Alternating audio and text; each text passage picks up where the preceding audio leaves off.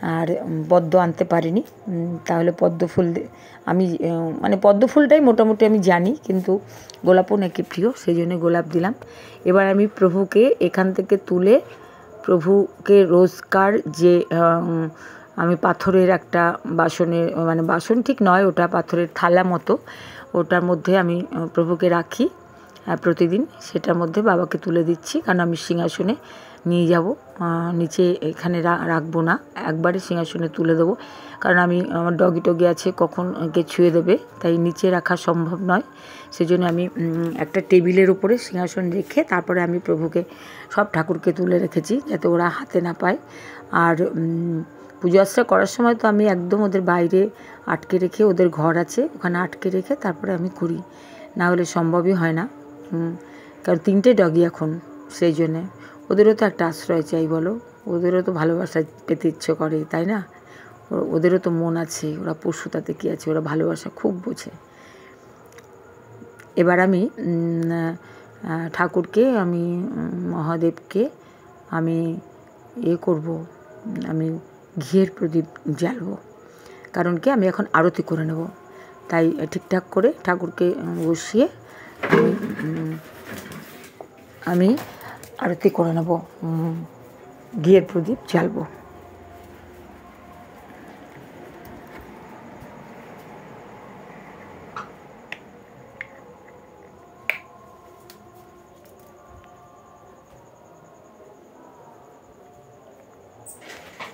আমি ঠাকুরকে ভোগ দিয়েছি, আমি তো বাবাকে গোটা ফল দিয়েছি। আর এখানে আমি একটা পঞ্চভোগ, মানে থালার মধ্যে যে 5 ভোগ বলে, সেই 5 ভোগ একটা সাজিয়েছি।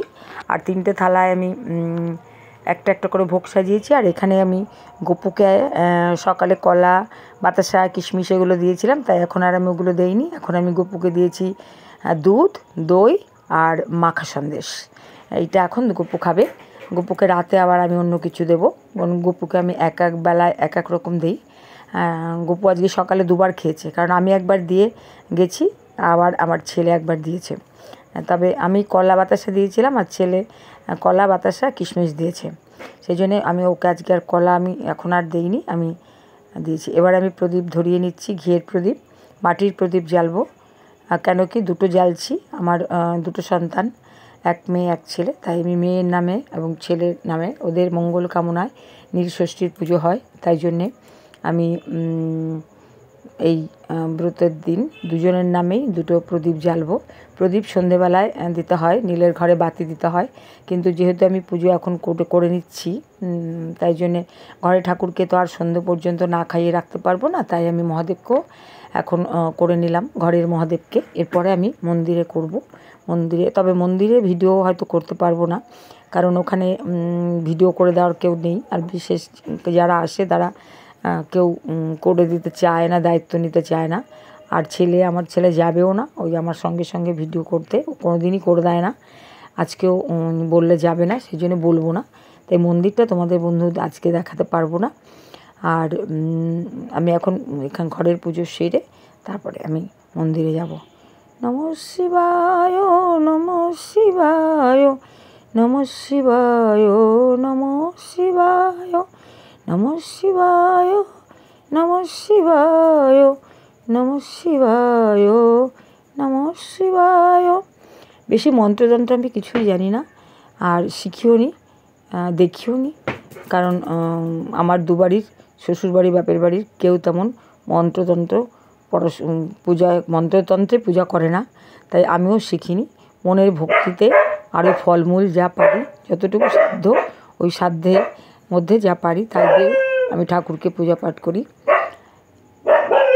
ওং নমো ভগবতে বাসুদেবায় নমঃ, ওং নমো ভগবতে বাসুদেবায় নমঃ, কৃষ্ণায় নমঃ, গোবিন্দায় নমঃ, নারায়ণায় নমঃ, ব্রহ্মা বিষ্ণুমশ্বরায় নমঃ, শিবায় নমঃ, দেবায় দেবায় নমঃ, ইন্দ্রায় নমঃ, কুবেরায় নমঃ, গণেশায় নমঃ, ধনং দেবী লক্ষ্মী দেবায় নমঃ, বিদ্যাদেবী বাগদেবী সরস্বত্যৈ নমঃ, দুর্গা দুর্গতি নাশিনী বিপদ নাশিনী দশভুজায় নমঃ, জয় জয় মঙ্গলচণ্ডী নমঃ, জয় মা তারা, জয় মা তারা, জয় মা তারা, জয় জয় সন্তোষী মাতায় নমঃ, জয় জয় বাবায় নমঃ, জয় জয় 33 কোটি দেবতা চরণায় নমঃ, জয় জয় বজরঙ্গবলী বাবা কি জয়, জয় জয় বজরঙ্গবলী বাবা বাবা কি জয়। জয় শ্রীরাম জয় শ্রীরাম জয় শ্রীরাম। জয় জয় মা বুড়ি মার জয়। জয় জয় মা বুড়ি মার জয়। জয় জয় মা বুড়ি মার জয়। জয় জয় 33 কোটি দেবতার চরণায় নমঃ। জয় জয় 33 কোটি দেবতার চরণায় নমঃ। ওম গুরুং নমঃ শিবায়। ওম গুরুং নমঃ শিবায়। ওম গুরুং নমঃ শিবায়। মা দুর্গা দুর্গতি নাশিনী, মায়ের ভোগ দিয়েছি। মা এই 9 দিন আমি নিরামিষ খাবো এবং মাকে মার পায়ে ফুল জল দেব। কারণ আমাদের বাসন্তী পুজোর এখন নবরাত্রি চলছে, কিন্তু নবরাত্রি তো আমরা করি না বাঙালিরা, আর আমি দেখিও নি কাউকে করতে, তাই করতে গিয়েও যদি ভুল ভ্রান্তি হয় তাই আমি করি না। কিন্তু আমার ইচ্ছে হয় মাকে তখন ফুল জল দিই, তাই জন্য আমি মাকে, মা ওপরে ছিল, আমি পেরে আসনে বসিয়েছি। আর এই 9টা দিন আমি নিরামিষ খেয়ে মাকে প্রণাম করে সবার মঙ্গল কামনা প্রার্থনা করব মায়ের চরণে। মা যেন সবাইকে ভালো রাখে, শুধু আমার সবাইকে নয়, আমাদের সবাইকে ভালো রাখে। তাই আমি মায়ের কাছে সেই কামনা করব। এই জন্যে মাকে আমি নামিয়েছি নিচে, যা পারি তাই দিয়েই আমি ভোগ দিই। আর নবরাত্রির কোনো মন্ত্র বা নিয়ম আমি করি না, কারণ যেহেতু আমি জানি না, এটা কোনো ঘটও আমি বসাইনি। আমি এমনি শুধু মার পটে আমি যা পারি মার চরণে তাই অর্ঘ্য দেই। মা ক্ষমা করে দিও লক্ষ কোটি অপরাধ, ভালো রেখো ভালো রেখো ভালো রেখো। এবার আমি উপোস ভাঙবো, দেখো কী দিয়ে। এটা হচ্ছে আমার ফলাহার। এই ফলগুলো সব ঠাকুরকে তো অল্প অল্প থালায় দিয়েছিলাম আর গামলায় কেটে রেখেছিলাম, কারণ ওপরে জায়গা নেই আমার দেওয়ার। আর এটা সুজি, সন্দেশ, দুধ, দই, বাতাসা এগুলো দিয়ে সুজি মাখা। এটা আমি এখন আর একটু ভালো করে মেখে নেব। কলা টলা দেওয়া আছে, এগুলো আমি অন্য জায়গায় নিচে টুলের ওপর রেখে দিয়েছিলাম।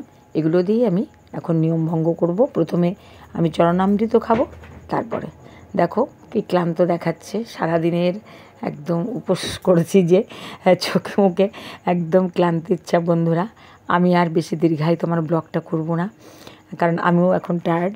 আর সান্ধ্যকালীন পুজো এখন 5টা বাজে, এক্ষুনি আমাকে আবার সন্ধে দিতে হবে এবং রাতের পুজো পাঠ করতে হবে। জানো তো আমার গপু আছে আমাকে, আর তাই জন্য আমি শুধু গপুকে পুজো করি না, সব ঠাকুরকেই পুজো করি। সেই জন্য আমি ওই সকালে এবং রাতে সব ঠাকুর, দুপুরে এবং রাতে সব ঠাকুরকেই পুজো করি। ঠিক আছে, ভালো থাকবে, সুস্থ থাকবে সবাই।